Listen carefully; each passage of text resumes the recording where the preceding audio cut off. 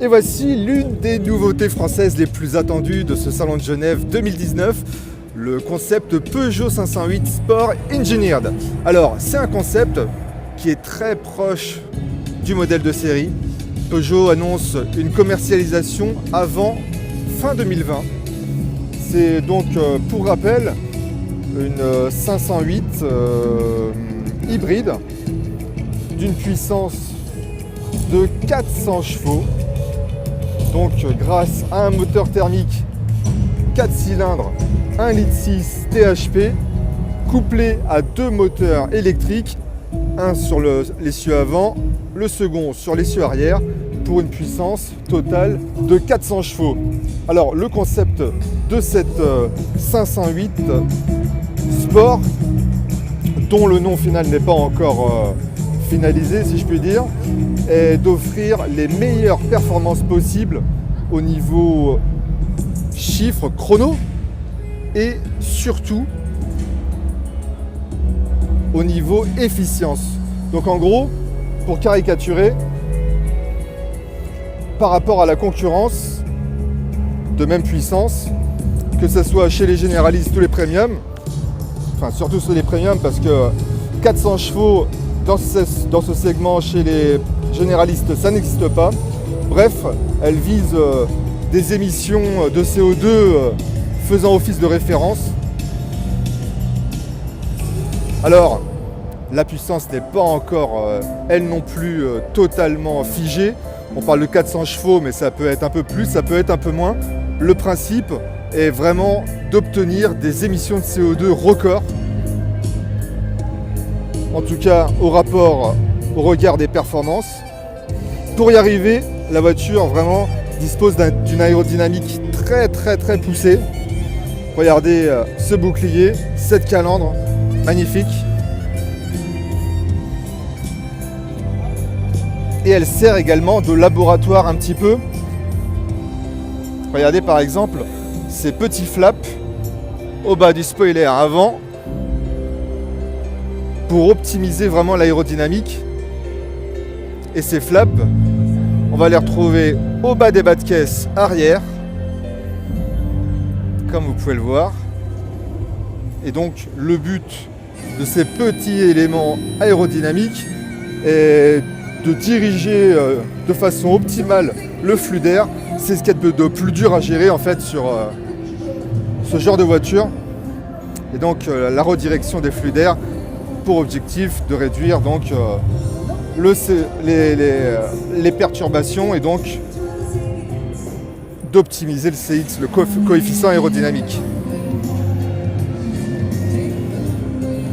Donc voilà, ça c'est un laboratoire un petit peu. On ne sait pas encore. En fait, pour tout vous dire, nous venons de discuter avec Gilles Vidal qui nous a avoué que le concept serait vraiment, ce concept serait vraiment très proche du modèle de série, qu'il est déjà totalement prêt pour rouler d'ailleurs,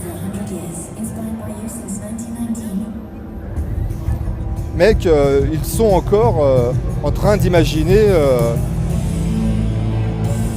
et de voir si tous ces petits éléments se retrouveront sur le modèle de série.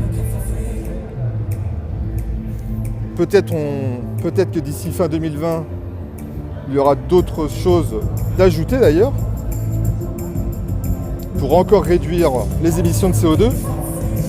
Car je vous rappelle, donc, c'est vraiment l'objectif de cette 508 hybride, offrir un niveau de performance au niveau chrono et efficience, tout simplement faisant office de référence. Ils ne visent pas à être aussi bons que les autres, ils veulent faire mieux. Vous voyez, ces petits éléments en Alcantara, c'est très recherché, selon l'angle dans lequel on le regarde. L'apparence est un petit peu différente, c'est très sympa, ça apporte une touche sportive. Alors le nom non plus n'est pas figé.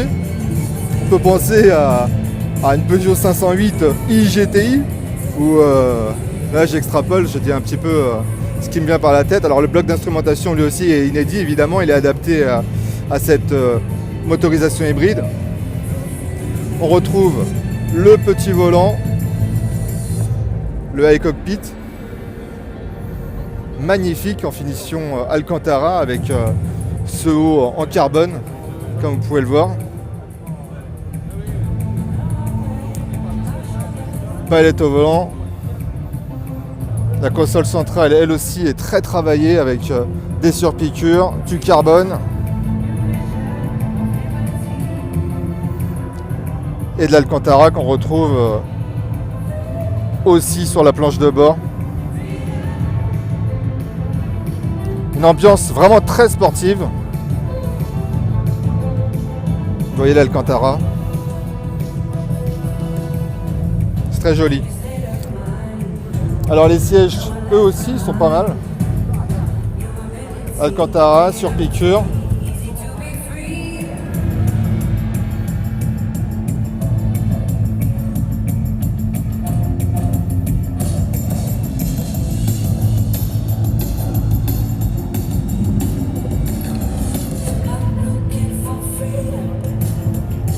Voilà, c'est tout pour le moment. Ce qui est dommage, c'est que la voiture est prête à rouler, mais qu'il va falloir attendre encore jusqu'à fin 2020 pour qu'elle soit commercialisée.